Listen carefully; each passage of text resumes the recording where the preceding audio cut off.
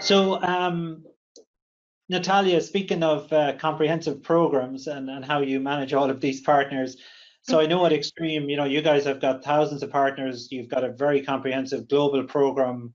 Um, so, maybe for the audience, if you could share, some of the key elements, how do you manage all of that for a start? You've got so many variables flying around, from partner types to geographies to, you guys have done so many acquisitions in the last few years, to the products and the tiers, and throw all that in the mix and it kind of makes your head spin. So love to know how the heck you handle all of that and deal with it. So. Yeah, you're right.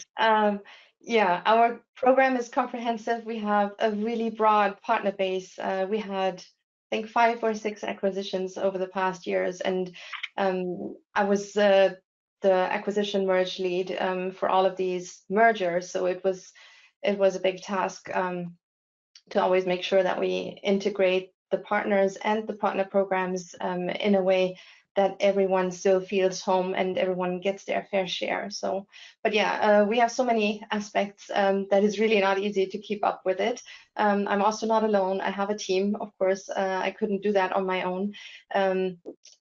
So yeah, when you reflect on partner experience, I think giving a partner a good experience is mostly related to the automation of the programs and the dashboards that you can provide, right? And we have, with you, of course, started many years, also like AJ with deal registration, but then a lot of other tools that we provide basically to automate our program channel ecosystem from end to end. Right now, what we offer to the partners is really very comprehensive.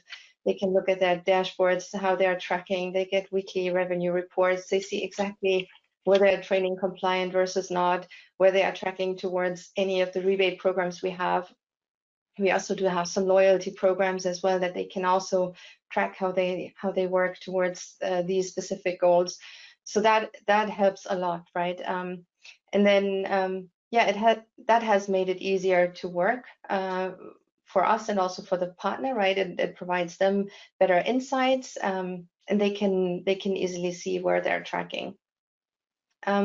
We are also able to quickly change something, right? As Balaji said, if we need to make a change, for example, we want to push a certain part number, a certain solution, right? And we have a rebate that covers this, we can easily change the program offers based on the automation that we have in place, and we can drive that behavior that we want with the partner community. Yeah, for sure, we're also, as you mentioned before, we're trying to target net new logos and rewarding partners for training, so they need to see on time where they are at, what is expiring, etc. We do have a tiered program because we believe that partners are very keen on partner differentiation. They want to call out where they are the experts, and we give them a lot of opportunity to do that, right? We have a lot of specialization programs, masters, specific other tiers that they can qualify for, and we also show them on our partner website so the customers can see that as well, and they can read what that all means. And it's the partner's decision, of course, to pick what they want, right? It's not an enforcement. They can pick and choose what they want. And the tiered programs, of course, then become a little bit more complex, but if you have the right tools in place, it's easy for the partners to understand and consume, and they very much like the branding piece of it, right? As soon as they have achieved something, they will use the branding on all social media, etc. Yeah, and with our recent acquisitions, as I mentioned, we were quickly able to adopt our programs and to migrate all the partners into a common approach, which was needed to avoid confusion. So partners need to know exactly how their programs are changing. So whenever we had an acquisition, we were putting all the programs together, had a start date for a new program, and everyone was integrated into that common program. Yeah, and as Kenneth, as you mentioned before, on the focus on cloud, we're in the same boat. Since we acquired Aerohive, we are now also having a strong focus on our cloud and SaaS-based offers. We want to reward partners for that sale. So we're right exactly in that transition as well.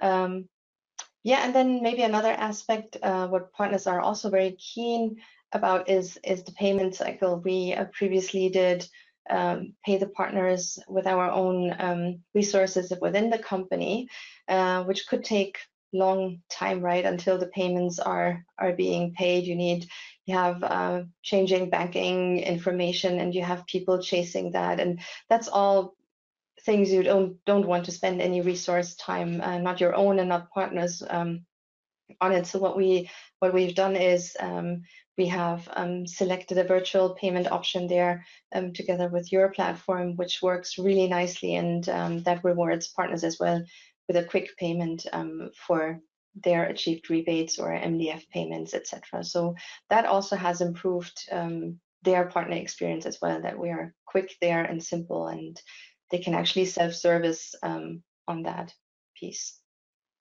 Does that super. cover Yeah, no, that? that's very comprehensive, Natalia.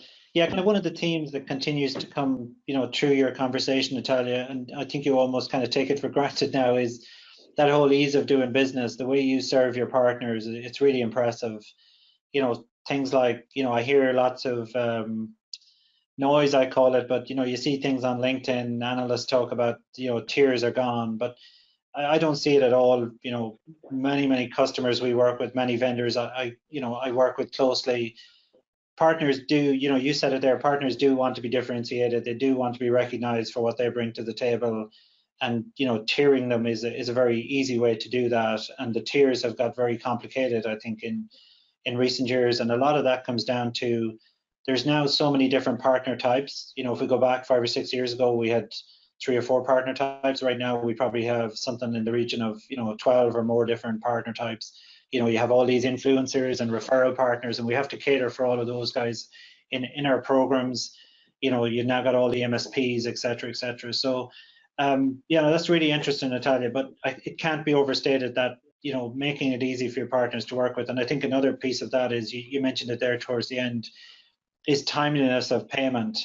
I know we work with a number of companies who run, spiffs basically, as well as rebates and MDF. But, I heard one channel leader say to me, if I'm going to spiff somebody for getting training, I want them to get it literally within 1 hour. I want them paid from when they get their cert. Otherwise, they don't remember why they got it. And it kind of stuck with me. You have to have a very seamless, very quick process that their certification flows through and they can claim their $100 or $250 or whatever it is for getting that. Otherwise, they don't remember why they got it. And actually, when they do remember, that's when you start to influence behavior.